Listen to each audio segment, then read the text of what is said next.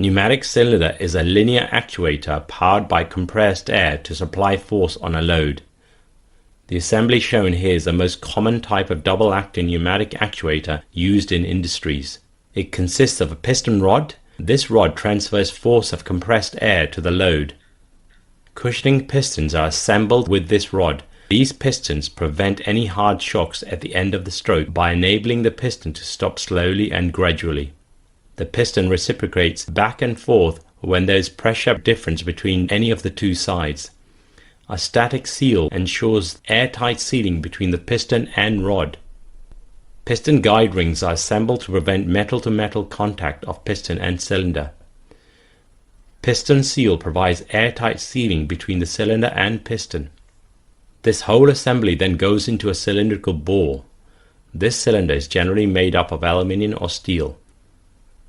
A cylinder cap encloses cylinder chamber in one end and the cylinder head encloses a chamber from the other end. Cushioning buffers and seals are installed on respective ends. Captive adjustable cushioning screws are installed on each end. These screws enable user to adjust the optimum cushioning at the end of the stroke. This whole assembly is held together with tie rods. These rods also provide compressive and tensile strength to the actuator.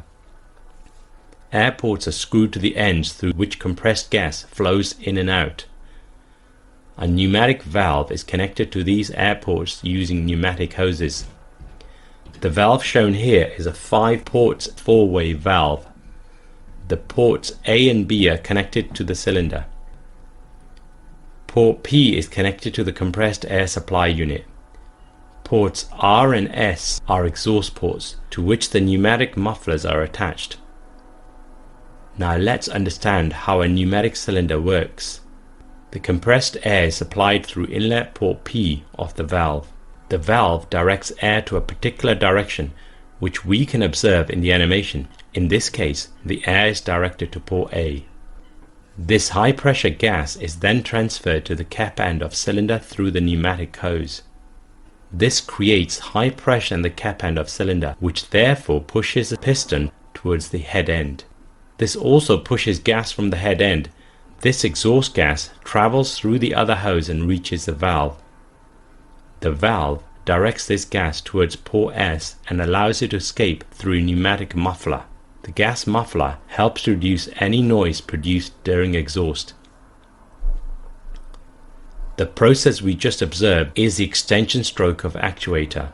During the retraction stroke, the valve directs compressed air to the head end of cylinder. This causes the piston to return and air on the other chamber escapes from the exhaust port R.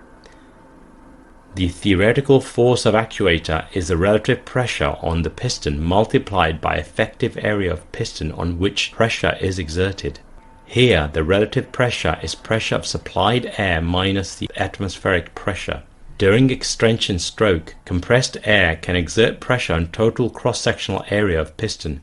This gives us the expression of theoretical force as relative pressure multiplied by total area of piston.